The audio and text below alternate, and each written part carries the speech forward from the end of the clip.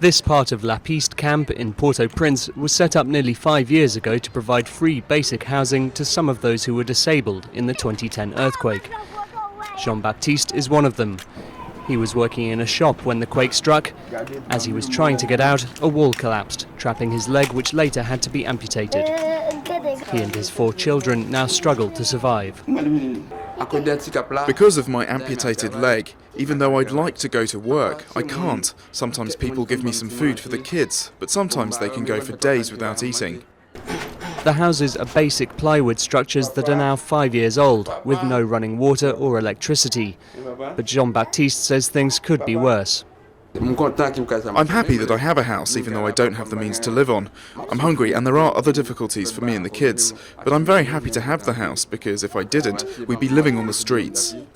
An estimated 4,000 people lost limbs in the earthquake. Such a large number of new amputees has changed attitudes here, according to the director of the local branch of the charity Handicap International. It made people realize that this could happen to anyone. The earthquake affected all levels of society, so everyone recognized that all of a sudden a mishap like an earthquake or a car accident could make someone an amputee and affect a whole family. Haiti's resources were overwhelmed by the influx of new amputees after the earthquake, and there's still a great need for prosthetic limb technicians and other experts. James is learning the skills needed to help amputees walk again. He himself lost a leg in the quake, but can now walk unassisted thanks to a prosthesis, and hopes to qualify as a technician in early 2015.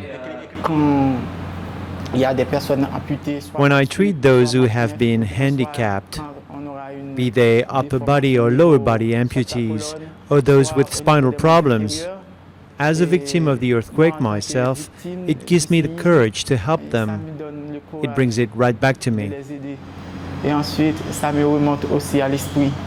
When the quake happened, there were only around a dozen trained amputee specialists in the country.